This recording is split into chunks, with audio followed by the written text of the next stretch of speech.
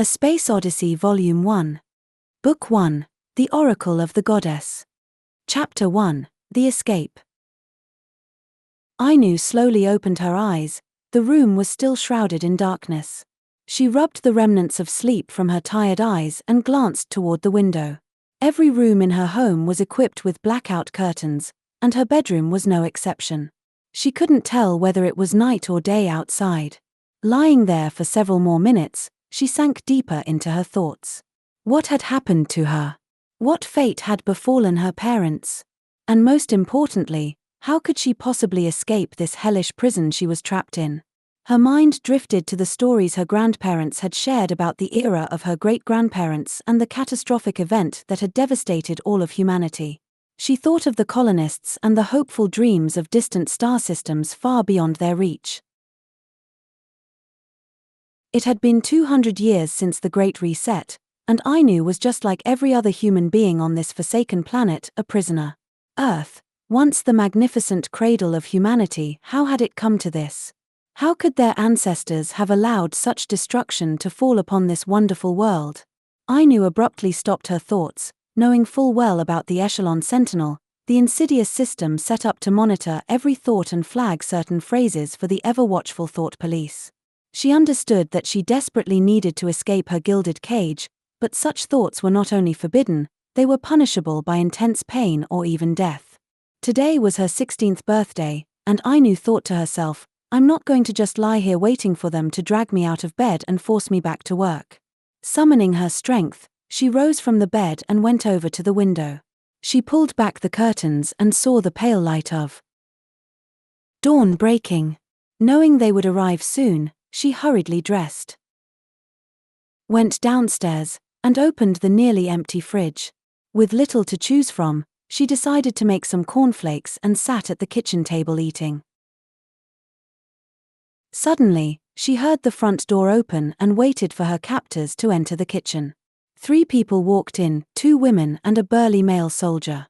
One of the women carried bags and began emptying them onto the kitchen table, restocking the fridge and cupboards with food supplies. None of them spoke a word to Ainu until the woman finished their task. Then the soldier said, Right, Ainu, we know it's your birthday today, but work is work, and your presence is required in the darkroom.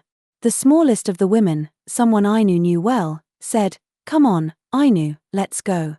We're late today, and this time we must avoid any more commotions. Ainu grunted and got up. Okay, let's go, but remember, if I don't see anything, it's because of what I told you 2 days ago. I need more medicine to enter those states. You've had me eating so much and working so often that the effects have dulled. I've built up a high tolerance to the medicine and need a break from work for my visions to come back strong again. The taller woman, whom Ainu had never met before, replied, We know this, Ainu. This will be the last journey we'll need you to make for 2 weeks. So come on, let's go now. Major Bill is waiting. Ainu grabbed her jacket and headed for the door, followed closely by the 3 visitors. Outside, they approached the black security car that served as her chauffeur to and from work every 2 days.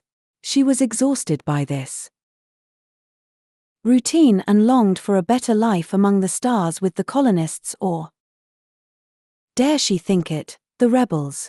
Rumors circulated on Earth that the rebels had organized themselves and were a force even the corporations feared, but no one dared hope for rescue. Such hope usually triggered a painful attack. Ainu climbed into the back seat beside the woman she knew but had never asked her name, though they got along well enough. The other woman sat in the front with the soldier who drove them out of Ainu Street and onto the main motorway in Sector 4. They stopped at a checkpoint to show their ID badges and then proceeded into Sector 5. Passing 2 more checkpoints, they finally arrived at the banking guild sector and the building where Ainu had worked since being captured 2 years earlier. 2 soldiers dressed in black, bearing the banking guild insignia on their shirts, approached the car and opened Ainu's door.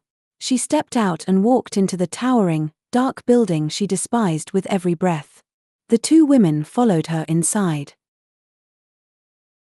They took the stairs to the 3rd floor and walked down a windowless corridor painted white and lit only by artificial light. Ainu thought to herself, godless buildings for godless people. She loathed the banking guild and all the corporate guilds formed after the Great Reset, and she yearned to see her parents again, if that was even possible. "There you are. Where have you been? You're an hour late," barked Major Bill. "Ainu, take the medicine on the table, and let's get this ball rolling." Bill was a soldier loyal to the banking guild's cause, whatever that cause was. Ainu thought greed and profit were all they cared about. "I told you, Bill, I need a rest or I won't see anything again. The gods don't favor teaching you tricks to outwit your enemies, as I've said too many times before." Ainu picked up the bar of plant medicine from the table and said, "This is the last time I'll cooperate with this madness, Bill. It's wrong, and you know it. Stop your whining, Ainu, and remember what happened to you last year for similar insolence," Bill snapped. The woman Ainu knew then said, "Bill, she's right. We haven't seen anything for 2 weeks. We have to let her rest from journeying." The other woman, whom Ainu didn't know, said, "Bill, Ainu isn't a soldier to boss around. She's a guest of our company and must be treated with respect for her stature as an oracle." "Fine," Bill replied bitterly. "Okay, Ainu, take the medicine. Let's see what happens. If we draw a blank, you can go home early and have that 2-week holiday." Ainu consumed the plant medicine and sat down in a corner chair. She overheard Bill say to the strange woman, "We must never show disunity in front of Ainu again. I believe she can see but is holding back. If it were up to me, I'd put her in pain until she sees something." The strange woman responded, "That's enough, Bill. It's not just Ainu who could feel pain." She then sat next to Ainu and said, "You'll need to wait about half an hour for the medicine to take effect. So, Ainu, what do you think we should do if your goddess refuses to show us anything even after your 2-week break? Should we send you back to Sector 1 with all the ruffians?"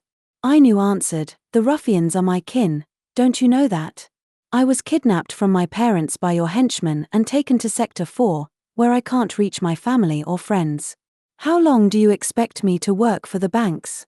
We all have our bosses, Ainu, and we all feel the same pain if we So I would ask your goddess to help us see something for the recordings. It would be a waste to be an oracle and have no one see your visions." Ainu entered the dark room and said, "Okay, here we go, Bill. Just for you, I'll go in deep." Bill snorted over the airways, "Hurry up, Ainu. I know petulance when I hear it." After 3 hours without visions, Bill threw up his arms in frustration and said, "That's it. Once again, we see nothing. Ainu, consider yourself lucky I'm not in charge of this journey. I think a course of pain medicine would work just as well as the plants." The strange woman said, "Enough, Bill. Ainu, let's go home. You can have your 2-week holiday now." Ainu and the woman she knew left the building and headed home. The woman said, "Sorry about Bill, Ainu. He's an ass. We all hate him, but he's above us in rank, so there's nothing we can do while you're here." The car drove off, leaving Ainu wondering, "Why am I here? Damn it, I'm always going to be here." She turned and went inside her home.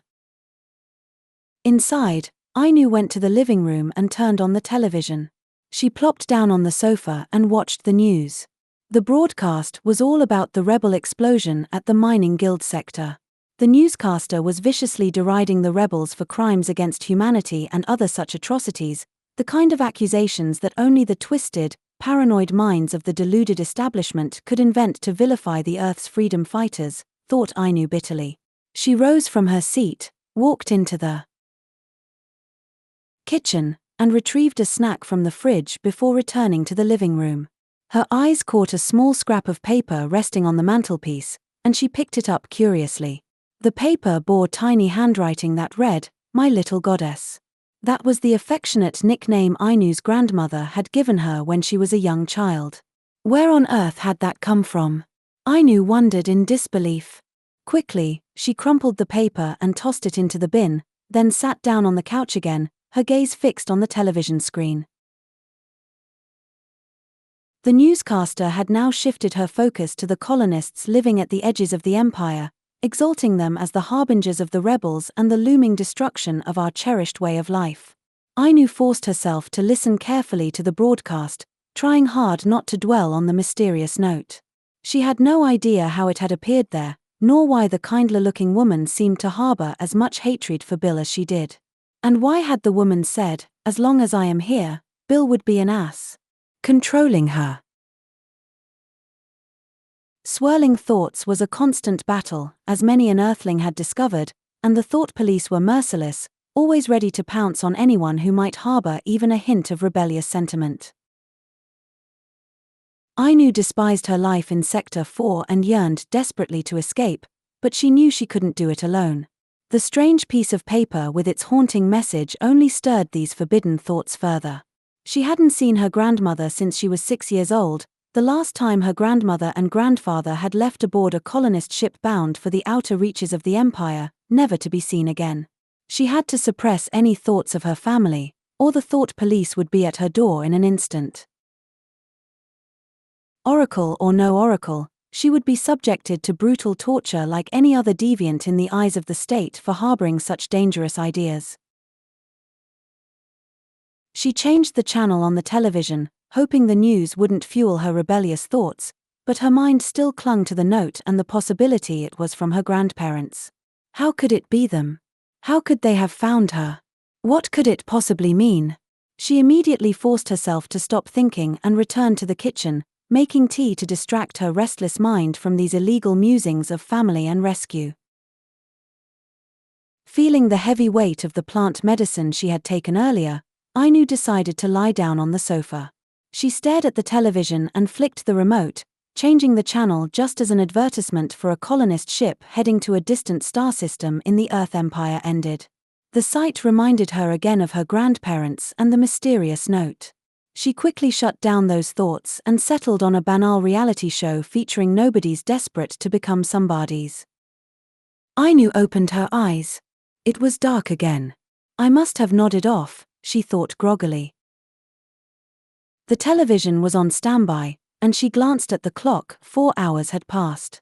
Suddenly, she heard a shuffle behind her and a small, husky voice whisper, "My little goddess." Ainu froze, then jumped up and turned to see a tall man dressed entirely in black. "My little goddess," he repeated. Shocked, Ainu grabbed an empty cola bottle and brandished it threateningly toward the intruder, shouting, "Who the fuck are you?" The man raised both hands in surrender and said once more, "My little goddess, we haven't much time. If you want to live, come with me. We don't have time to explain, you know why." Ainu shouted back, "Who told you to say that to me?" The man's voice grew urgent, "If we explain, we're dead. So decide, my little goddess. Come with me now or stay here forever, decide now." Without hesitation, Ainu made a split-second decision to follow him, as those words from her grandmother had not crossed her mind for 10 years. She put the bottle down and asked, "Okay, what now?" Knowing she had to act on instinct or the Echelon Sentinel would alert the thought police, she pushed aside any further thoughts of family or rescue. The man said, "Let's go, my little goddess. We have a car outside waiting, hurry up." Ainu hesitated. "Wait, what about clothes? I have to pack." "No," he barked sharply. "We go now." He grabbed her hand, and together they dashed out the front door and into the waiting car, which sped off immediately. Inside, 3 armed men sat silently, their guns heightening Ainu's paranoia. What had she gotten herself into? She quickly cut off those dangerous suspicions to avoid alerting the ever-listening ears of the artificial intelligence Echelon mainframes. As the car approached Sector 3's checkpoint, the first man handed Ainu an ID card and whispered, "Here, use this. Don't look scared." The men concealed their weapons and presented their IDs. After a tense pause, the guard returned the cards and opened the gate. The driver then sped through into Sector 3. Ainu asked, "Where are we going?" She was told, "You'll find out later." As the car drove deeper into Sector 3, she couldn't help but think of the spaceport for colonist ships located there. Could she be heading to the port? She quickly suppressed the thought, wary of waking Echelon's attention. From Ainu's perspective, the banking guild had not yet noticed her escape, or she would undoubtedly be suffering or worse. Had she taken on too much risk at such a young age, or was this the dream journey she had longed for since her grandparents left for the stars? The car slowed, and the man in the front passenger seat turned to her. "Tommy here will escort you onto the starship," he said quietly. "But it's still not safe for you to think openly yet. To be safe, we're going to drug you, Ainu. You'll fall asleep and wake up on the starship. Don't think any more about this, okay?" Ainu nodded silently and closed her eyes as she felt the needle pierce her hand. The drug worked quickly, and she slipped into unconsciousness. When Ainu woke, everything was pitch black, or were her eyes simply closed? She tried to open them but couldn't. She attempted to raise her hands to remove whatever was blocking her vision but found she couldn't move them. Fear surged within the 16-year-old as she wondered where she was. Listening carefully, she discerned voices in the distance, 4 different people, 1 female and 3 males. One male voice sounded like the man who had taken her from her home. Who were these people? Did she make the right choice in leaving with them? She recalled the note and the man's words, "My little goddess." Was this a message from her grandparents? Were these men and the woman her rebel rescuers? How could they have found her, and what did they want from her? She knew who she was, an oracle of the goddess, a fact her mother and grandparents had instilled in her well enough to understand. Minutes turned into an hour as she lay immobile on the bed, with no idea where she was or who surrounded her. Suddenly, a door opened, and 2 pairs of footsteps entered the room. "Ah," said one unfamiliar voice, then the other, more familiar voice spoke softly, "My little goddess is awake." Ainu blurted out, "Where the hell am I, and why am I blindfolded?" The familiar voice replied, "You're with friends, my little goddess." "Stop saying that," Ainu snapped. "You have no right to call me that. It's all the name we have for you, friend," the voice said gently. "You're on a starcraft just about to leave the Sol system. Once we get past the sentries, we'll wake you up again. Sorry, this pinprick won't hurt too much." Ainu sighed and winced as she felt the sharp sting of a needle in the back of her hand once more. Within moments, the drug took hold, and she was out like a log again.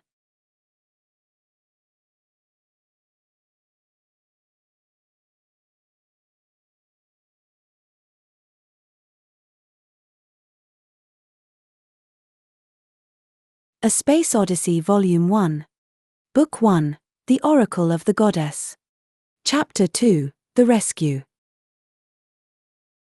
Ainu slowly woke up, feeling groggy and slightly nauseous, her head heavy and senses dull. She rubbed the sleep from her eyes and noticed that, to her surprise, her hands were not tied. This realization snapped her back to reality quickly, and she opened her eyes fully to take in her surroundings. Above her was a metal roof with ducting running along the corners, and a flickering light hung in the middle of the small room, casting uneven shadows. Turning her head cautiously to the side, Ainu saw a woman watching her with a gentle smile. The woman said softly, "Hello friend, do you have a name?" "Ainu," she replied weakly. "We have left the Sol system behind and are now heading toward a space station where a colony ship awaits. That ship will take you to the farthest reaches of the Empire, to a place called the Outlands," the woman explained. She then spoke into a comms system, announcing that Ainu was awake. The woman encouraged her, "Sit up, Ainu.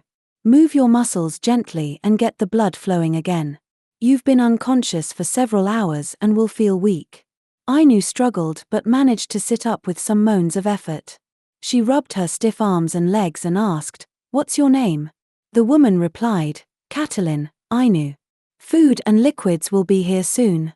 It's not quite up to the standards of the banking guild, but it will fill you up and refresh your senses." Footsteps approached, and the door opened. In walked Tommy carrying a tray of food and wearing a warm smile. "Good morning, my little goddess," he said. Ainu immediately retorted, "I thought I told you to stop saying that, Tommy." "Ainu is her name," Catalin reminded him. "Ainu it is then," Tommy grinned. "Here, Ainu, some food to fill you up. Eat it all, and when you're ready, come up to the bridge." He handed her the tray before leaving with Catalin. As they left, Catalin called back, "We are all friends here, Ainu. Don't worry, all will be revealed when you come up to the bridge. After finishing her meal, Ainu stood and stretched her stiff limbs, aching from immobility and the lingering effects of drugs. Well, I have no choice but to face my destiny, she thought as she headed for the door. She stepped into a narrow corridor and walked toward the door ahead, which opened automatically as she approached. Entering the bridge, she prepared herself for what was to come. "Ah, you must be Ainu. Welcome aboard my ship," said a man standing confidently. "I'm Captain Falconer, at your service. Unfortunately, we can't tell you much about this mission since we only recently learned about it ourselves. It's top secret. So, Ainu, our secret weapon has finally awakened. How do you feel after eating? Still queasy?" "No," Ainu answered, "I feel fine now, but I need answers. Who sent you, and why?" "Straight to the point, I like that," Falconer said. "All right, here's what I know. We were ordered by the High Command to return to the Sol system on a critical mission to rescue a very important person, you, Ainu. You were under house arrest but without guards because the banking guild underestimated you and us, frankly. They won't make that mistake again, I assure you. I don't know exactly who sent for you or why. Such information was withheld to protect you. If any of us were caught and interrogated, revealing details would have put you at risk. Are you the rebels?" Ainu asked. "The one and only," said a man standing beside Tommy. "We're all on the same side, Ainu.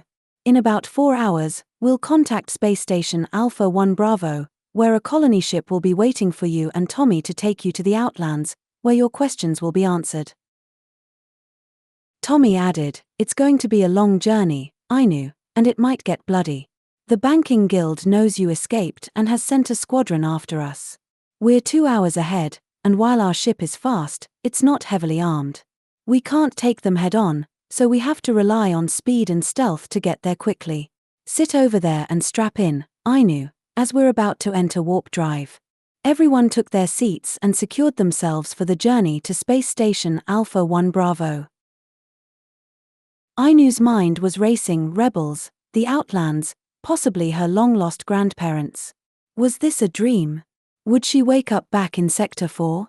Suddenly, the ship lurched as it entered warp drive, propelling her back into reality and pressing her into the chair. Falconer shouted, "Set course for Alpha 1 Bravo, full speed ahead." Aye, Captain," the pilot responded. The ship cruised through warp space without incident for 4 hours before arriving at Alpha 1 Bravo. Alpha 1 Bravo was a marvel of space construction, especially considering it was built by colonists. Using scraps from old ships and containers, they welded together a masterpiece in space, serving as a crucial halfway point between the home systems and the far reaches of the Empire, leading into the Outlands. Falconer's ship docked in the space station's bay. "All right, you two, this is where we part ways," Falconer said. "The rest is up to you, Tommy and Ainu. Go forth and find your destiny, and may the goddess bless your path, my friends." Tommy and Ainu stood, left the ship, and entered the bustling docking bay of the station.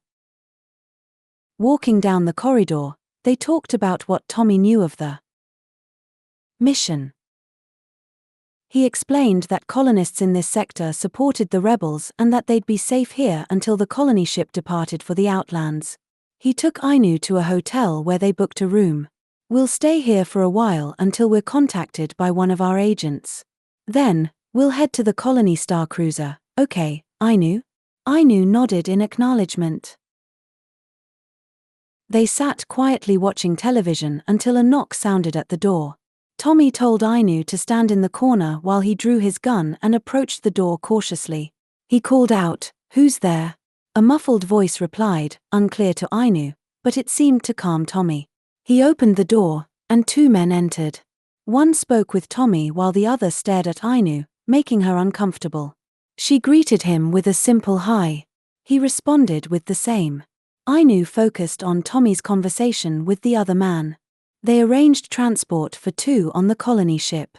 After the discussion, the man handed Tommy 2 pieces of paper and left with his companion. Tommy closed the door with a smile. That's us sorted, Ainu. We've got the tickets and can leave in half an hour. Ainu smiled back and asked, okay, then what? Tommy smirked, we go home, Ainu. Home. Suddenly, a loud booming alarm blared, and Tommy's face went pale. Shit, what's going on now? Come on, Ainu, we have to move. This isn't a good sign. He grabbed her hand and ran out. Outside, chaos reigned, people running everywhere. Tommy made a beeline for the docking bay. Come on, Ainu, we must be under attack. That's the battle alarm. They ran as fast as possible, dodging people rushing the opposite way. Reaching the docking bay, Tommy showed the guard the tickets, and the guard grunted and let them through. Tommy and Ainu sprinted to the colony ship, which was preparing for emergency evacuation. Colonist fighter craft scrambled as Tommy and Ainu arrived just in time to board before the doors slammed shut. Ainu winced as explosions rocked the space station, wondering what fate awaited them as the colony ship ascended into orbit and flew headlong into the heart of the battle. Tommy led Ainu to windowed seats in the passenger decks. They sat and strapped in with difficulty as turbulence and explosions shook the ship violently. Alarms blared, and lasers fired at the banking guild fleet pursuing them. A fierce battle raged on the doorstep of the station, with rebels and colonists losing ground against the banking fleet. Tommy's ship broke off and headed for hyperspace to escape the fight. With 2,000 colonists on board, the banking guild showed no concern for their safety if it meant stopping the rebels from securing the Oracle. The colony ship took damage but slowly engaged hyperdrive, the stars warping and fading as the ship was hurled light-years away into the relative safety of deep space. When the colonists' ship emerged from hyperdrive, Ainu turned to Tommy and asked, "Where are we?" Tommy replied, "We're in deep space, far between the stars. I believe the captain just set a course for any destination to get us out of the battle zone quickly. Once they get their bearings, we'll head toward the planet Cydonia, which lies on the outer limits of the Empire. Corporate rule is very weak out here, and the area is filled with pirates, mercenaries, colonists, and, of course, us, the glorious resistance. Do we have a base out here?" Ainu inquired of Tommy. "Not just a base, Ainu, but an entire planet, the Citadel, as we call it. It's the home of the rebels, and it will soon be your new home too. Once we arrive, I'll take you to Section Command, where we'll receive further briefings. Come on, Ainu, let's head to the viewing platform at the front of the ship and do some recon of our surroundings. Also, I think better with a full stomach, so let's get some food first and then check out the views as we travel." They both made their way to the canteen, keeping to themselves and filling their plates. On the way to the viewing platform, Ainu said to Tommy, "I've never been on a ship before.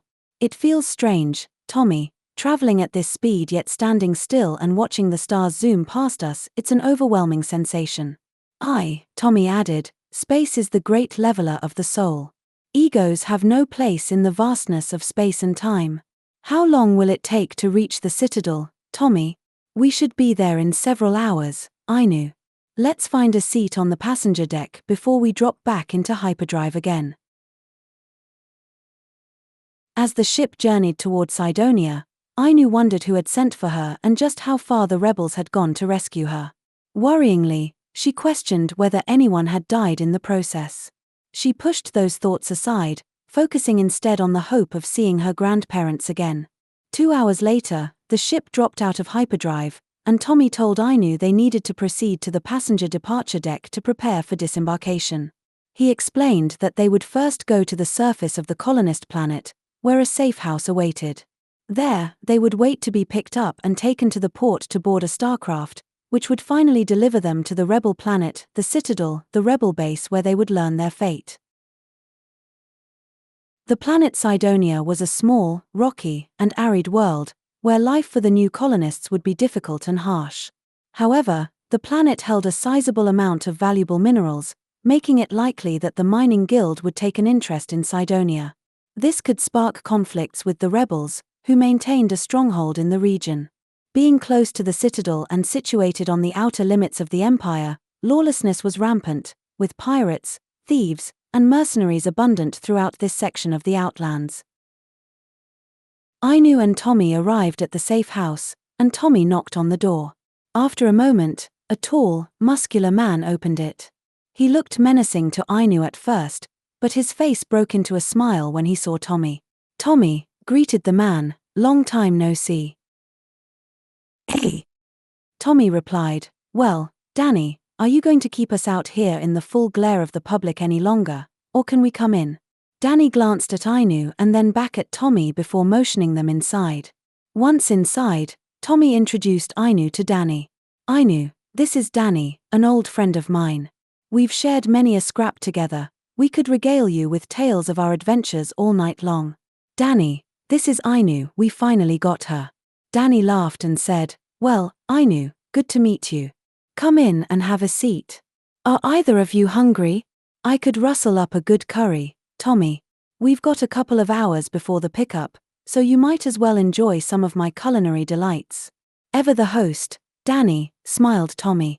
Ainu began to relax in the friendly atmosphere and took a seat at the table with Tommy as Danny headed off to the kitchen. "Are we safe here?" Ainu asked Tommy. He replied, "Safe as houses, Ainu.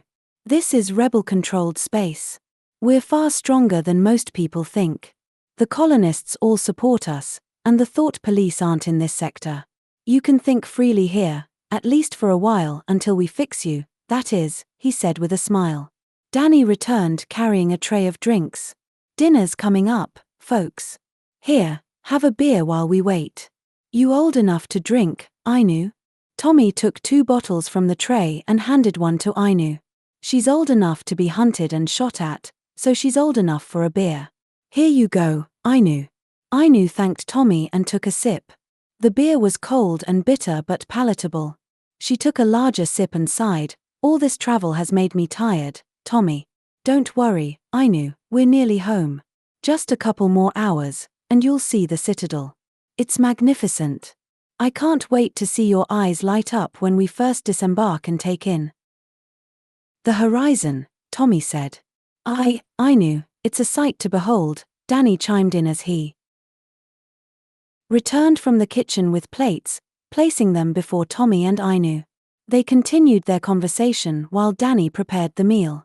10 minutes later, he returned carrying a pot of piping hot curry. "Hope you like vegetables, Ainu. We don't consume flesh in the Resistance, it's bad for the soul." "I was brought up a vegetarian, Danny," Ainu replied. "Thanks for the meal. I'm starving after all the travel and everything." "Much appreciated and blessed be." As they ate, Ainu got to know Tommy better. She liked him and felt a strong, trustworthy aura about him. She could tell that Tommy and Danny were very close, and she wondered what had bonded them so deeply. She asked Danny, "Danny, why do you fight for the Resistance?" He paused, looked at her, smiled, and said, "Love, Ainu. We fight for the love of the gods and their people, both plant and animal. We fight for freedom, the freedom to think, the freedom to be exactly who you are, who you truly want to be, not what some jumped-up corporate stooge or AI machine dictates. Ainu. We fight for the love of each other and our children's right to thrive and be free. We fight for the Oracle, our spiritual leader. You'll meet her no doubt," said Tommy. Ainu wondered who the Oracle was. She had heard some passengers on the colonists' ship mention her. She knew her grandmother had the same gift she did. Could her grandmother be this Oracle of the Resistance? "Tommy, who is this Oracle you and others speak of? We haven't heard of her on Earth." "The Oracle of the Goddess, to give her full title. She's our spiritual leader and advisor to the Rebel High Command." "I see," said Ainu. "Tommy, where were you born? Earth or out here in the Outlands?" she asked. "I was born on Earth, Ainu. I think that's why I was chosen for this mission. Danny here, though, is a born and bred Outlander," Tommy explained. "That's right, Ainu. I've never been to Earth, but I've heard it's beautiful," Danny added. They continued talking as they waited for Danny's phone to ring. When it finally did, Danny glanced at it and said, "That's the pickup, Tommy. Let's get ready." Tommy and Danny stood, and Tommy grabbed his bag. "Come on, this is it. We're finally going to your new home, the Citadel." Ainu smiled and rose from her seat. As she walked with Tommy to the door, they both thanked Danny for his kindness and hospitality, saying their farewells as they left the safe house.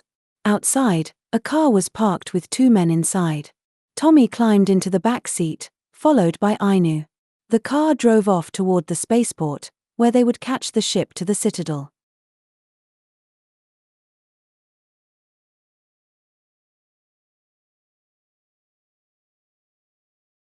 A Space Odyssey Volume 1. Book 1, The Oracle of the Goddess. Chapter 3, The Citadel. The Citadel, the planet of the Resistance and the sacred home of the Oracle of the Goddess. "Look out the window, Ainu," said Tommy with a gentle smile. Ainu moved to the viewport and gazed out at the horizon. She saw a sky of yellow-brown hues, almost the color of warm butterscotch, stretching over the desert-like surface below. The atmosphere's unique color was caused by dust particles from the ground being lifted by the wind into the air, scattering the sunlight and altering the visible light's wavelength. The sky held two small moons faintly visible in the distance. "It's beautiful, Tommy," Ainu said softly, almost psychedelic in nature. Tommy chuckled and replied, "Wait until dusk, then watch the skies as the colors shift and change.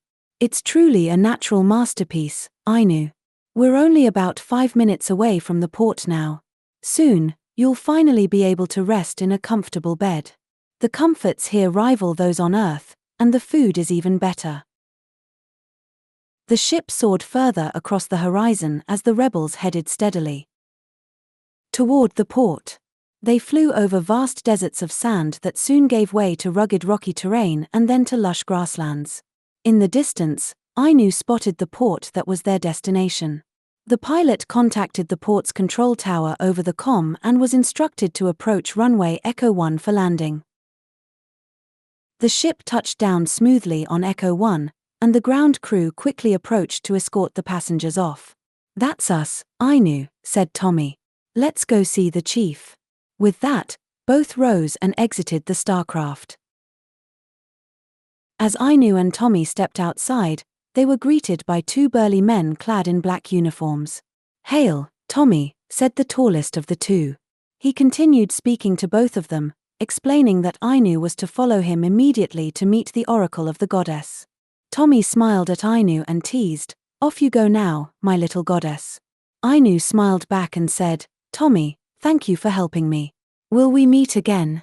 Tommy nodded reassuringly, "Yes, Ainu, we'll meet again soon once you've settled in here." With that, Tommy left with the shorter man, and Ainu followed the tall man, who introduced himself as Ibrahim.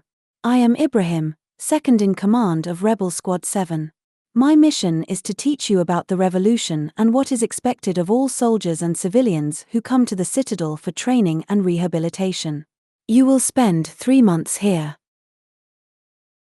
before you are allowed to mingle with the general population.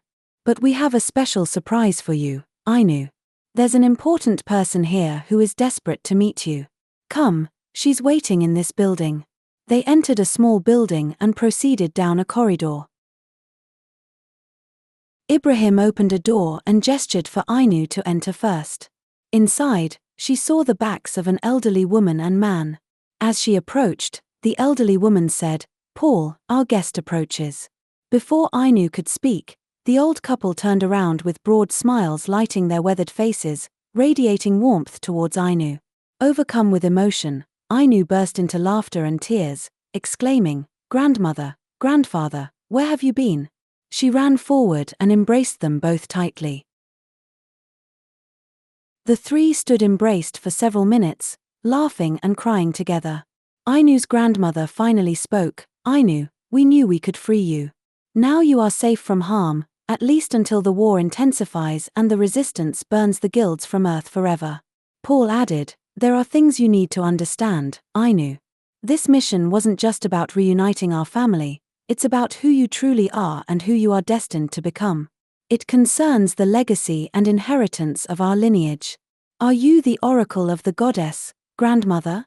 Ainu asked. "Yes, Ainu, that is my official title." I am the seer of the resistance.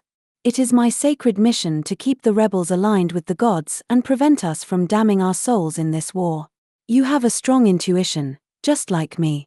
You know of the gods and goddesses, and your spirit guides. We prepared you well, as did your parents, before we left and before you were kidnapped by the banks. Don't worry about your parents, they are safe back on Earth. Will I ever see my parents again? Ainu asked softly. Paul replied, when we liberate Earth, you will be reunited with your family. There is something else you must know. Ainu's grandmother lowered her voice and said, Ainu, I am old. That's why the rebel command agreed to this mission to rescue you. My time in this world is nearing its end. I have about 1 year left of service as the oracle. Ainu looked shocked, but before she could speak, her grandmother reassured her, it's okay, Ainu. I'm 74 and have lived a full life, witnessing freedom, the very freedom you now have. I have a request for you, but it's a big decision. Take all the time you need, wait until tomorrow before answering. What is this important question, grandmother? Ainu asked. Paul answered, it's about you and what you can do for the resistance, Ainu. Yes, Ainu, her grandmother continued, the gift you possess is a tremendous boon for the rebels, as you discovered when the banking guild tried to use you. But, Ainu, this is critical, we are spiritual warriors, and the gods do not approve of violence. When violence is necessary, it must be sanctified by the gods. That is our role as seers and oracles, to guide our warriors on the right spiritual path so we may transcend or be reborn by choice when we pass over. You, Ainu, are to be my successor, if you so choose.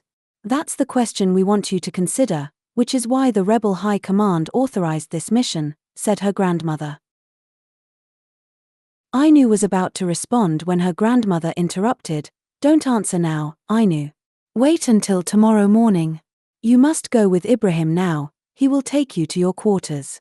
We have urgent matters to discuss with the high command. We will visit you at dawn, my little goddess. We have missed you and never stopped loving you. With that, both grandparents stood and left. Ibrahim said, come with me, Ainu. We can talk as I escort you to your temporary quarters here at the farm, our training and rehabilitation center. Before that, you must undergo a medical examination. What happens at the medical, Ibrahim? Is it the operation or just tests? Ainu asked. Your grandmother was right about your intuition, Ainu. Yes, you will be de-implanted from that horrible device and regain your privacy. Don't worry, the operation is safe now, as we have successfully de-implanted our entire planet. Ainu and Ibrahim left the small building and headed toward the medical bay, where Ainu would receive the treatment necessary to protect her privacy and keep her safe. They talked as they neared the large building. I have many questions, Ibrahim, about what my family means to the resistance and the guilds. You will begin your training and rehabilitation in 2 days. Once you recover from the operation, Ibrahim explained. All your questions will be answered then. As for what your family means to us and our enemies, well, to us, they represent tactical brilliance and righteousness. We have the best tacticians in the multiverse aiding our cause, all following the teachings of a true oracle of the gods, your grandparents. They guide our warriors and generals alike, ensuring the gods are firmly on our side. The oracle also advises our priest class, the druids, who support the population spiritually and intellectually, acting as guardians of our morals. That is the role we want you to take, Ainu. Your grandmother has spoken highly of you, and the banking guild thinks the same. You have until tomorrow morning to decide if you will become the new oracle of the goddess after your grandmother retires. They entered the medical building, where Ibrahim introduced Ainu to the Surgeon General. I will perform your operation, Ainu. As Surgeon General of the Resistance, I am honored to de-implant you myself. Come with me, this nurse, Heather, will take you to the operating theater. I need to prepare for the surgery, so please bear with us as we proceed quickly. It's important to remove that device as soon as possible. It's far too dangerous to leave in place. Heather escorted Ainu into the operating room, instructing her to strip and put on a surgical gown, which Ainu did. Heather then asked Ainu to lie on the bed and wait for the doctors. After about 5 minutes, the medical team entered with the Surgeon General. They greeted Ainu warmly and explained the implant removal procedure before administering drugs that would render her unconscious for several hours. Ainu slowly woke up, blinking her eyes open as a heavy grogginess weighed her down. She glanced around the room, taking in her surroundings. She found herself in a recovery room, with Heather, the nurse, sitting quietly beside her bedside, absorbed in a book. "Hi," Ainu said weakly. Heather looked up from her book and smiled warmly. "Ainu, you're awake." "Thank the gods," she said softly. "Wait here, I'll get you a glass of water." Heather set the book down and quickly returned with a drink. Ainu took a few sips and then asked, "Is the thing removed?" Heather nodded reassuringly. "Yes, Ainu, the operation was a complete success. Just wait here while I go fetch the doctor." With that, Heather left the room. After a couple of minutes, she returned accompanied by the Surgeon General and Ainu's grandparents. "Hello, Ainu. How are you feeling?" The Surgeon General greeted her kindly. Ainu replied, "I feel fine, doctor, but I'm still a little weak and tired." "That's to be expected, Ainu. You'll feel much better by tomorrow, and you won't experience any pain from the operation without needing painkillers. It's the same procedure used by the guilds. We know just as much about their technology, and in fact, we're more advanced than our enemies realize," the Surgeon General explained.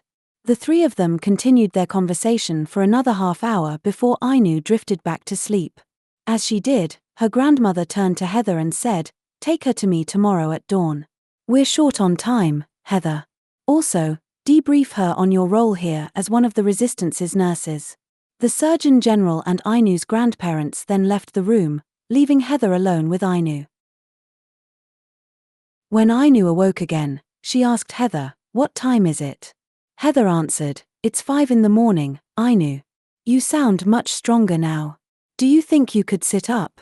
Ainu pulled herself up in bed and sat back, then moved her legs and said, "I feel fine now, Heather." "What kind of operation was that?" Heather explained, "We learned the procedure from one of our spies who infiltrated the Health Service Guild back on Earth. We have spies everywhere, Ainu, even within the Banking Guild. That's how we found out about you." She smiled and continued, "Every rebel soldier here is trained to be knowledgeable in many different fields. You will learn that too. For example, do you think someone as small and petite as me could have spent a whole month fighting on the moons of Andromeda as a requirement to qualify as a nurse here? Or spent another month training as a fighter pilot just to check your vital statistics?" Heather chuckled. "We are all trained in multiple disciplines on the orders of the Oracle. It's invaluable for learning different skills that we can then apply to our specialties. And if the need ever arises, there are 10,000 nurses here who know how to fight a war. We will win this war, Ainu, and liberate Earth from the clutches of the corporate guilds. Wait here, I'll get you something light to eat." Heather left the room, leaving Ainu alone. Ainu moved her legs again, then sat up at the side of the bed and stood. She stretched her legs and walked over to the window. Outside, she saw a training field where soldiers and sergeants were doing what soldiers do best at base, training hard and shouting commands. Ainu looked around the room as Heather returned with a tray of salad vegetables. "Here, eat this, Ainu," she said, placing the meal on a small table by the window. Ainu sat down and ate while Heather talked, explaining the roles nurses play at the base. She then gave Ainu a medical checkup, measuring her size and build for the clothes they would provide her. At 6 in the morning, Heather told Ainu to come with her. She took her to the waiting room near the entrance to the hospital wing. A man was seated there, and Heather introduced him as Jim. "Jim will take you to your grandmother for the debriefing of a lifetime," she said. Jim and Ainu left the hospital building and headed toward the HQ building. Inside HQ, Ainu was led to a room where her grandparents would be. She saw Ibrahim talking to Tommy and wondered if she would see him today. They entered a room where Jim said, "Wait here, Ainu. I'll get the oracle." He left, and 5 minutes later, the door opened. Paul, Ainu's grandfather, entered and told her to come with him, speaking about his time in the resistance. They walked into a large room dominated by huge television screens displaying various landscapes of the resistance empire. Ainu spotted her grandmother speaking with Ibrahim. When her grandmother saw Ainu, she smiled warmly, bade farewell to Ibrahim, and came over to speak with her. Ibrahim then approached a group of men and women watching one of the screens showing a current rebel mission. "Ainu, you're well, I see," her grandmother said kindly. "Here, you'll see a side of me you've never seen before. I want you to watch and learn from me if your answer is what I think it is." Ainu smiled and responded, "It's all I ever dreamed of, grandmother. Ever since I became a seer and was kidnapped by the guilds, all I want is to fight back against our enemies and do right by the gods. I would love to become the new oracle of the goddess after you retire." "Good, Ainu," her grandmother said.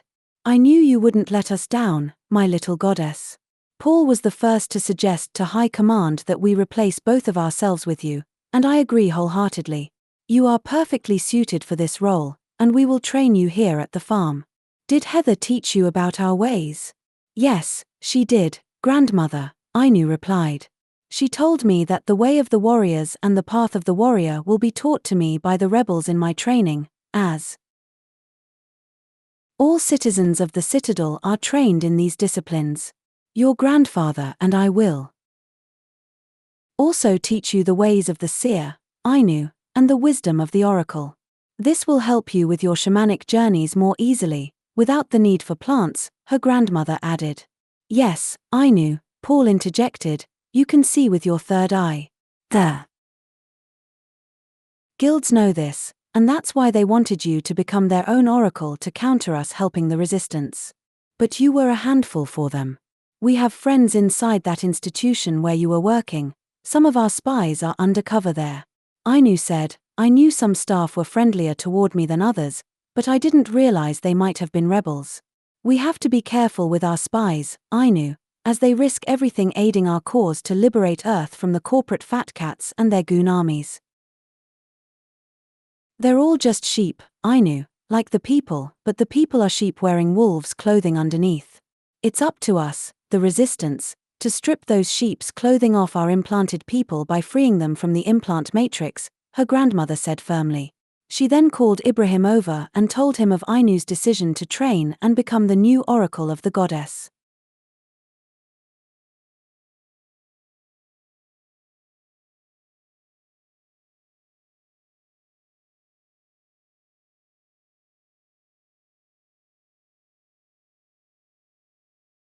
A Space Odyssey Volume 1. Book 2, The Farm. Chapter 4, The Way of the Warrior. The farm is the Resistance's primary training and rehabilitation center located on the Citadel. It is divided into 7 distinct sectors: the spaceport, the medical bay, the dormitories, the training fields, the specialist forces training bay, the recreation bay, and the command headquarters sector. Across the Citadel, there are 90 farms in total. The specific farm where Ainu was taken is known as Foxtrot Alpha 7. Ainu Erin Connolly and the Oracle of the Goddess were having a conversation with Ibrahim, the second in command of Rebel Squad 7. Alongside them, 6 other men and women were present in the command room.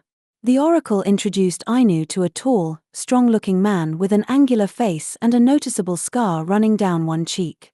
"This is Ainu, Commander Terry," the Oracle said. "He is the Commander-in-Chief of the Rebel Forces." Terry extended a hand and said, "Good to finally meet you, Ainu. We have a lot to teach you, and I'm sure you have a lot to teach us as well." He continued, "Larry here will take you to your dormitory in the farm sleeping quarters. That will be your home for the next 3 months. We'll check in on you periodically while you continue your training here. Your grandmother, the Oracle, will also take you away for your specialist training course, the Seership course. Every new recruit selects a specialist course here, and you're no different. But because your subject is so important to us, Be cautious during your training, Ainu, as it can be dangerous. Larry introduced himself to Ainu, who then said goodbye to her grandmother and Commander Terry before leaving the command room with Sergeant Larry. Come on, Ainu, jump into the jeep. I'll drive you to your new home in the dormitory sector. There, you'll meet your fellow recruits and begin your training tomorrow morning, Larry said. They both climbed into the jeep and Larry drove toward the dorm sector. During the ride, he explained what life would be like on the farm and what the high command expected from all new recruits. Despite Ainu's special status, Larry told her she would be treated just like every other recruit. As they drove along the base, Larry pointed out the different sectors and described their functions. Eventually, they arrived at the dormitory sector and pulled up in front of a medium-sized, two-story building with a large doorway but no visible windows on the front. A sign above the entrance read Dorm Delta 6, which was to be Ainu's home for the foreseeable future. Inside, Larry led Ainu down several corridors marked with numbers, passing room after room until they stopped at room 11B. This is Corridor 11, Room B, Larry said, and this will be your home while you train here. He gestured for Ainu to enter first and followed her inside. The room was spacious, featuring 12 beds on each side, along with a table and sofa area for the recruits to relax. A large television was mounted on the wall. 10 recruits sat silently watching the TV, while another 13 lay in their beds. Larry guided Ainu to a bed and said, "This is your bed, Ainu. These clothes will fit you, and there are more in the chest at the foot of your bed." Then he addressed the group, "All right, everyone, this is Ainu Erin Connolly, your newest recruit. She's here for military training just like some of you, and I'm sure you'll find her easy to get along with. I expect you to teach her everything you already know about the farm and who your drill sergeant is. Treat her well." Turning to Ainu, he added, "Well, this is it, Ainu. Your new life starts here with them. Good luck, and we'll meet again." With that, Larry exited the room, leaving Ainu and the other recruits staring at each other. Ainu greeted the group, "Hi all." One tall, thin man around 20 years old replied, "Eric's the name, and solving problems is my specialty. You can probably tell I'm the smart one, though most of the others don't seem to appreciate that. It's good to meet you." Before Eric could continue, another recruit threw a towel at his head and added, "That's brains to us, Ainu. He's probably the smartest but not the quickest, if you catch my drift. I'm Ul, and I'm aiming for military specialty training. Fighting's my area, and I'm pretty good at it." Ul was tall and broad-shouldered, and Ainu thought he looked like someone who could hold his own in a fight. A small, petite woman around 19 spoke up next, "Hi Ainu, I'm Patricia. My specialty is PSY Ops. Unlike old brains here, I don't brag about my smarts, but I'm confident in what I can do." "What's your specialty?" Ainu responded, "I'm going into the seership course." Another recruit said, "That's the same as me, Ainu. We'll probably be in the same Special Forces class. I'm Bob, and welcome aboard." The group continued talking for another half hour, with more recruits introducing themselves. Brad was a small but solidly built 21-year-old aiming for military specialty. Kevin wanted to be a medic, and Lucy, a tomboy, was training to be a fighter pilot. Others, like Tom and Frank, twin brothers aged 18, and Emily, a 17-year-old earthling fresh off the colony ship, planned to be soldiers in the Resistance. The rest were headed for civilian life on the Citadel after completing their military training. Ainu felt welcomed and part of a strong, eager team of raw recruits, all ready to contribute to the rebel cause in their own ways. Suddenly, the door opened, and a tall, muscular man in military uniform entered, barking orders as he marched to the center of the room. "All right, stand to attention by your beds." The recruits rushed to their posts, standing rigidly. Ainu stood at her bed, realizing this must be the drill sergeant. "You have until tomorrow morning to quit your pussy ways. Here at the farm, I'll teach you to be warriors the devil himself wouldn't dare face. The gods won't help you in hell or here. You belong to me now, and I'll shape you into expert fighters, tacticians, and the medical staff our revolution needs. Those of you who don't fancy the military life will still learn vital skills for the coming war. Don't worry, panzers, the war probably won't reach the citadel, but if it does, we all fight or die. No prisoners taken by our enemies, he shouted, pacing the room. Stopping in front of Ainu, he demanded, "Who the hell are you?" She replied, "Ainu Erin Connolly, Sergeant. Specialty seer ship, sir." The sergeant smirked. Well, another mushroom dweller. Bob, you've got a partner. Show Ainu around and don't piss me off again. Here's the deal, you all have 3 months of military training. After that, those wanting civilian life can leave for the citadel. The rest stay for 9 more months of specialty training. He continued to pace and shout at the recruits. Listen up. Training starts at 0600 hours tomorrow. I want you up by 4 a.m., washed, clothed, fed, and ready for anything. See you then, troops. With that, he turned and left the room, closing the door behind him. Frank groaned, "If we're up at 4, I'm off to bed." "Me too," Kevin agreed. The recruits settled down on their beds. Ainu sat on the edge of hers, noticing Emily watching her. Emily smiled and climbed into bed, pulling the covers over herself. Ainu followed suit, trying to fall asleep as Frank turned off the lights. Suddenly, Ainu woke with a start. The drill sergeant had entered at 4 a.m., shouting to wake the recruits. They rose groggily, rubbing sleep from their eyes, and stood to attention in their pants and t-shirts as the sergeant barked out orders. "Today's all about theory, darlings. You'll learn the basics of killing, weapon use, and the justification behind it. While the gods won't help us here, we follow their ways. We only undertake sanctified missions, guided by shamans and the oracle. We cannot lose this war. But looking at you, I'm starting to doubt my confidence," he barked. He ordered them to eat breakfast at 5 a.m. in the mess hall and promised to return at 6 a.m. The recruits dressed and headed for breakfast, receiving vegetable stew and sitting together at long tables among 200 other recruits in the chaotic mess hall. They chatted as they ate, but none looked forward to the theory sessions ahead. They were eager for physical and weapons training in the action fields. At precisely 6 a.m., the drill sergeant returned, accompanied by a strong-looking woman in her 40s. He introduced her as Captain Leanna Hartley, who would oversee theory tests for a week while he trained the troops in basic fitness on the training ground. All 24 recruits marched behind Leanna and the sergeant to begin their day's training. The recruits had now completed 2 intense hours of physical military exercises, covering both ground combat techniques and air warfare strategies. Following this rigorous training, they then spent 4 hours immersed in theoretical lessons. This schedule carried them through until 12 noon, at which point the sergeant announced that the troops were dismissed for lunch. However, he reminded them that they were required to report back promptly at 1400 hours for an additional 3 hours of theory classes. After those classes, the group was finally dismissed at 5 p.m. and instructed either to return to the dormitories or make use of the recreational facilities. The sergeant issued a stern warning: "Make sure you are up at 4 in the morning because I hate seeing you pansies still in bed when I walk in. Next time, be up or else." With that final caution, the recruits were dismissed for the day, left to rest and prepare for the next challenges.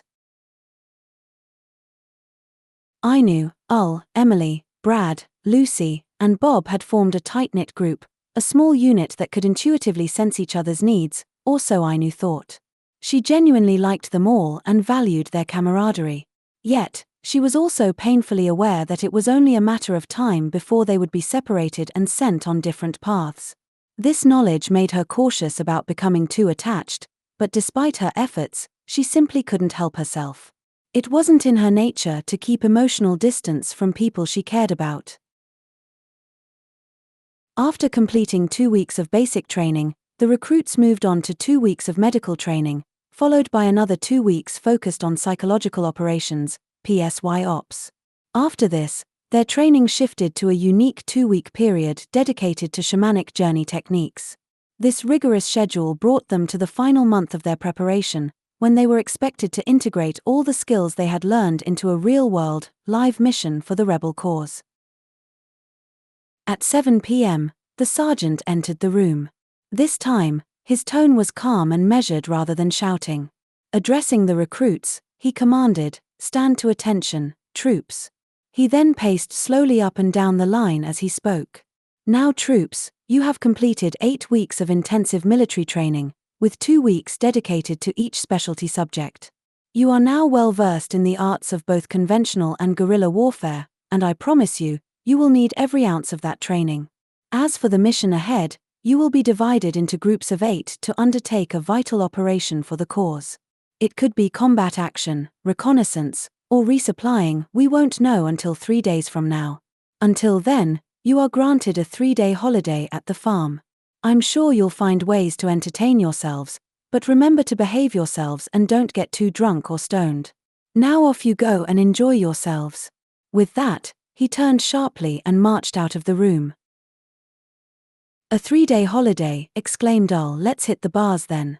If we're about to risk our lives on a mission, it's time to get wasted one last time. What do you say, everyone?" Frank chimed in. Everyone agreed enthusiastically, and all 24 recruits dressed up and headed to the recreational sector, ready to bond and unwind after weeks of hard training.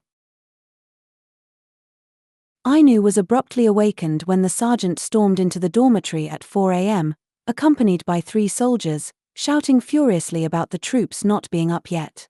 They all had sore heads from the celebrations, and the last thing they needed was the sergeant's booming voice at dawn. "Stand to attention," he bellowed. Groggily, they rose and stood at the foot of their beds. The sergeant then roared, "Now troops, the moment has come.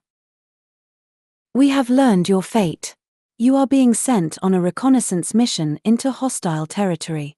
I don't need to explain what the Outlands are like, with thieves, pirates, and murderers roaming the stars. Our mission is to locate a gang of pirates who have entrenched themselves in rebel space. We will flush them out and send them to the gods for judgment if they resist. Expect hostilities because they won't cooperate with us. I'm sure you're all ready for it. We haven't heard anything from the guilds, so there won't be any major battles yet. For now, we'll focus on policing duties. That's where you come in. You'll be split into 3 groups of 8. I'll call your names, and you'll leave with one of the soldiers, 8 to a group. First group to go, follow Liam, Ull, Ainu, Brad, Emily, Eric, Bob, Kevin, and Frank. You 8 leave now with Liam." The group quickly got dressed and followed Liam out of the room, out of the dormitory building, and into their uncertain fate as new recruits about to face their first real taste of action.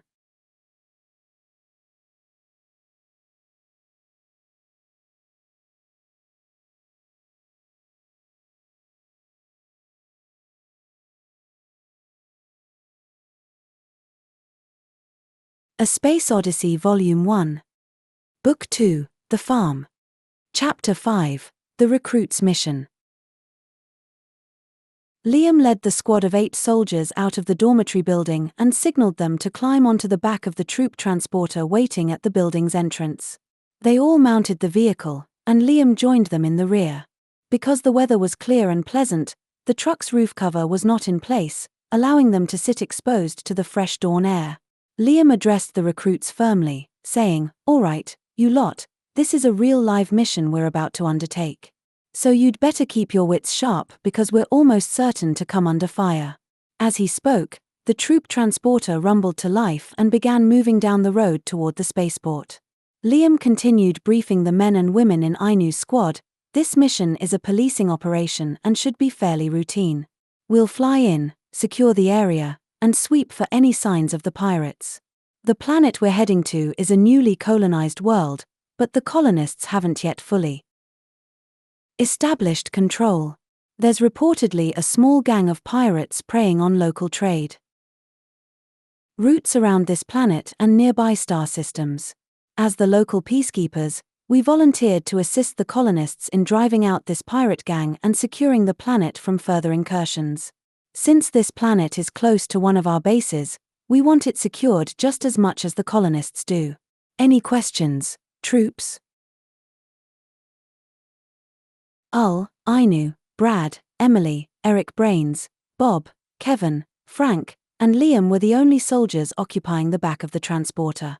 Al asked Liam, "Are the pirates likely to fight back, or will they run when they see us rebels? And how well armed are they?"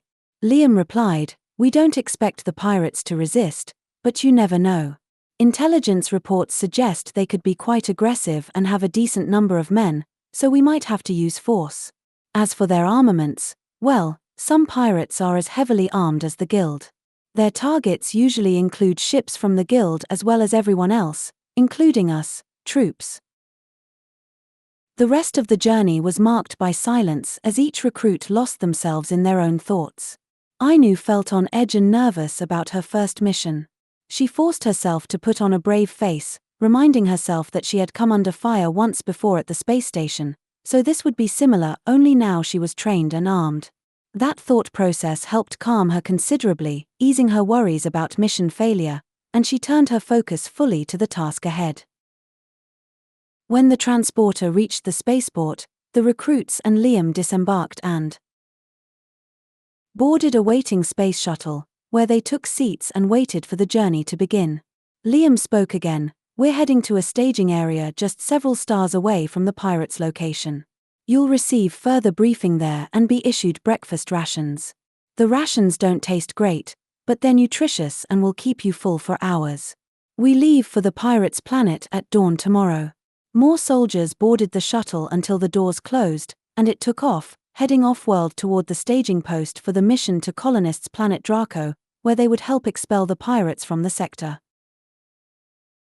At the staging post, Ainu and her friends sat eating their rations and listening to the debriefing.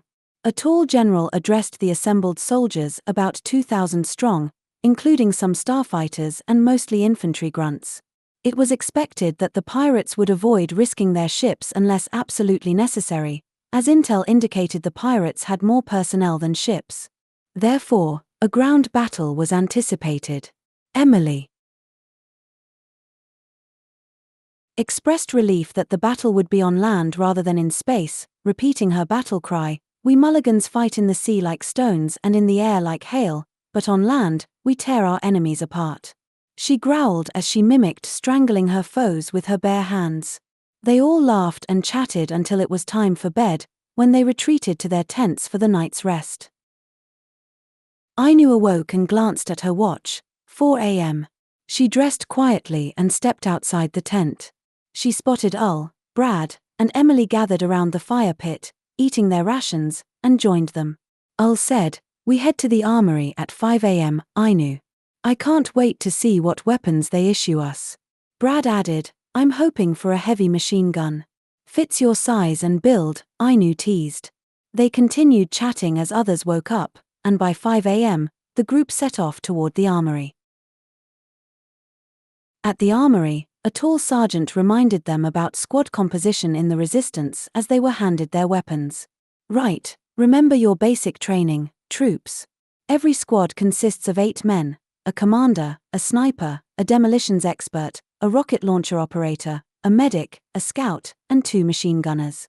Ainu, you're the commander." He handed her a pistol, a knife, and a rifle. Turning to he said, "You, are the sniper since your marksmanship was the best in the team," handing him a pistol and a Mark IV sniper rifle. A huge smile spread across Ul's face as he thanked the sergeant. "Brad, you're the demolitions expert. Here are explosives, grenades, and this heavy machine gun." Brad's grin matched Ul's. "Brains, you're the medic. Here's your med pack and pistol, keep the troops safe, son." The sergeant assigned the rest their roles, scout, rocket launcher, and 2 grunts, giving them appropriate weapons and supplies before instructing them to head to the staging point for the mission launch at 0600 hours. At the staging point, the soldiers received further briefing from a general who explained that the squads would form 2 groups making up a platoon, that's a team of 8. Recruits paired with a team of 8 experienced troops. "Listen to the trained troops' advice, it will increase your chances of survival," he said. "Good luck, men. Now, let's move out." The soldiers rose and, alongside Ainu and her friends, roared loudly, then sprinted toward the ships, fully loaded and ready for battle. The fighters took off first, soaring into the sky. 20 minutes later, their shuttles launched, propelling them into the depths of space. There were 32 soldiers total, 2 platoons, on each shuttle, along with an officer. Ainu's shuttle officer was Lieutenant Mel, a grim, intimidating man with a deep scar running down his pockmarked face. Ainu hoped her first impression was wrong. Lieutenant Mel briefed the men on what to expect. Starfighters would establish total air superiority over the sector, given their overwhelming number of fighters, then the ground invasion would commence to hunt and eliminate all pirate activity. They were cautioned that many civilians were present, meaning they had to be cautious with their fire. Suddenly, the shuttle's lights dimmed, and a red alert light came on. "All right, lads, we're nearly there. Once we land, spread out and secure the area. 2 more shuttles will be landing with us, so we have 96 warriors covering this sector. That should be enough to keep our casualties low and theirs high. We'll land just outside the town of Good Willow and proceed to secure it. There's a reported rebel hideout in this area, so expect trouble," Mel announced. The red light switched to green, and Mel shouted, "That's us. Strap in, everyone. Once the shuttle lands, move out quickly and secure the landing zone." Mel seated himself and strapped in. The shuttle landed with a jolt, and the doors opened. The troops unstrapped and poured out in an orderly fashion. Ainu moved to the corner of a small farmstead building, securing a line of sight down the road toward Good Willow. Ul joined her, along with Frank, the scout assigned to this mission. The others spread out to secure the farm. Ainu instructed Frank, "Head up that road and check for any pirates." She ordered Brad to storm the farmstead and secure the interior with 2 experienced soldiers who had recently joined them. Brad ran to the front door, kicked it open, and charged inside, followed by the 2 men. Moments later, they emerged with a man, a woman, and a child in tow. Lieutenant Mel approached and asked the man, "Who are you, and what do you do here?" The terrified man stammered that he was just a farmer and that this was his home. Ainu questioned him about any pirate activity, but he shook his head, saying, "No, not here anyway." Mel commended Ainu, "Well done securing the landing zone and farmstead. Now let's move up that road and into the town. We've surrounded Good Willow and are moving troops in from all directions. No contact with pirates yet. We'll approach from the south. Ainu, tell your squad to move out." With that, the soldiers moved out from the farmstead and proceeded along the road, with Frank taking the lead to scout ahead. They advanced in a staggered march formation, remaining vigilant and wary of potential danger from every direction. Ainu found the situation eerie. The fighters had encountered no resistance, and neither had the ground troops. She speculated that perhaps the pirates had already evacuated the area. Eventually, they caught up with Frank, who was waiting at the edge of the town near a small hedgerow. There were 16 soldiers there, including Officer Mel. The other 16 had been sent by Mel to position themselves east of their current location. "Okay, Ainu, we'll wait here for further orders before moving in to enter the town," Officer Mel instructed. Above the town, 3 rebel starfighters circled the skies when suddenly 6 missiles shot up from the center of the town. 2 of the fighters were struck and shot down, while the third broke off and fled. "Shit," shouted Ul, "did you see that?" Mel yelled, "Fuck, that was not supposed to happen. That's it, lads, we're going in now.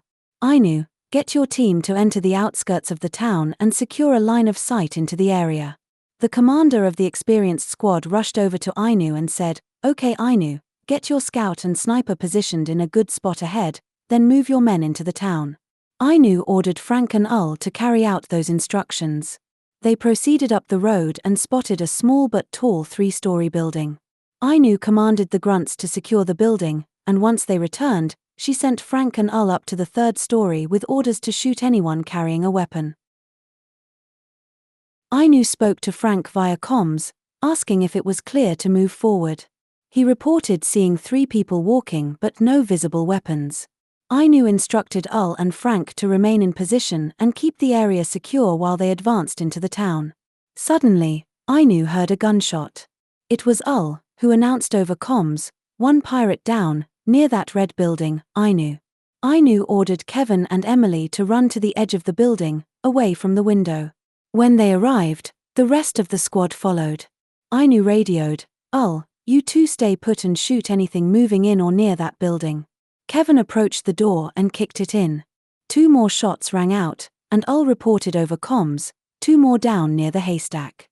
Kevin tossed a flashbang grenade inside, and Emily, along with one of the experienced soldiers, stormed the building.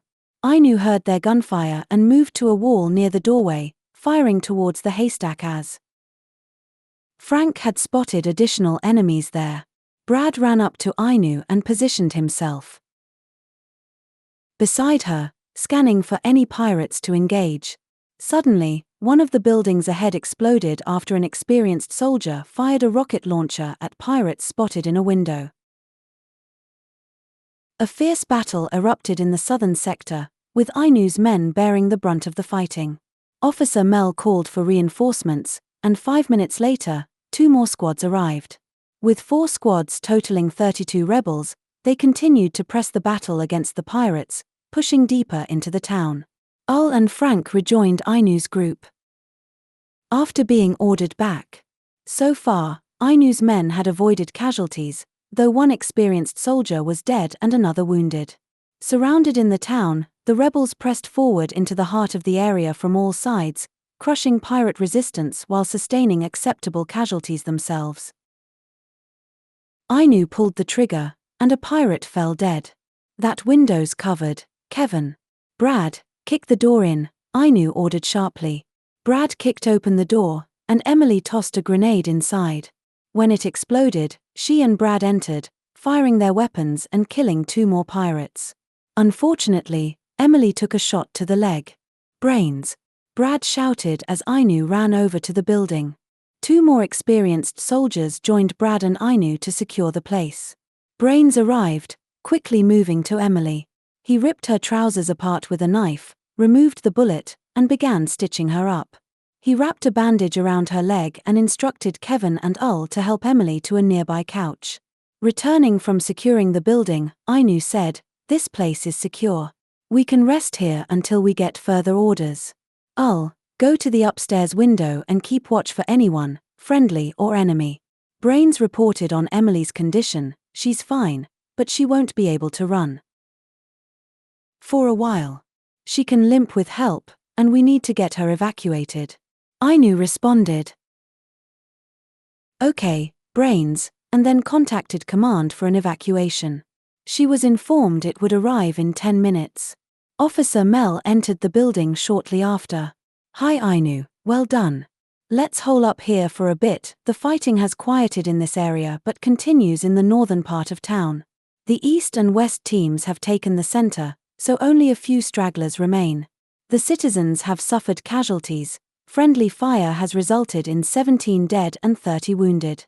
We took minimal losses, Ainu, Emily, and 1 more wounded, with only 3 dead. Out of 96 men, that's good, especially considering this place was better defended than expected. I haven't heard about the other towns we're reclaiming yet, but this town is ours now, Ainu. Great job once again, my friend. We'll be debriefed on the mission's success when we return home." Finally, the order came over the comms to leave, as the planet was now secured. Ainu and the squad smiled and cheered. No one had died, Ainu thought, and only Emily suffered a leg wound. "We were lucky," she reflected. 3 shuttles approached, escorted by fighters, to evacuate the troops. Upon returning to the citadel, they headed to the debriefing room, where they were met by generals and the drill sergeant. The troops sat down as the generals explained the mission to the men and women of the resistance. "Well, that was one hell of a surprise for us at Good Willow. Our intel failed us badly, men. We've since learned more about these pirates. They're called the Red Stag Group, and this is our first contact with them. Since we didn't face any air resistance at Good Willow, we don't yet know their air technology or capabilities. If the Red Stag Group plans to move into our sector, That's a serious concern. We have security forces investigating this group now and expect to learn more soon. We suffered heavy casualties at Planet Draco, 53 men lost and 170 wounded. That's as bad as it gets fighting pirates. Only the guilds have given us this much resistance. Rest assured, men and women, we will never underestimate the Red Stag group again. By this time next month, our spies will have more data. We've made them a priority alongside the guild, one of the generals explained. The discussion then turned to the recruits' actions, and the general praised their bravery and resilience, noting how they proved their mettle under fire. The group was then dismissed. Ainu and her squad returned to the dorm. At 7 p.m., the sergeant entered and called the troops to attention. That's your final month's lesson, folks. You're all free now, gentlemen and ladies, free to do whatever you wish. Those staying in the military will be taken tomorrow at noon to their new squads for debriefing. Well done, all of you.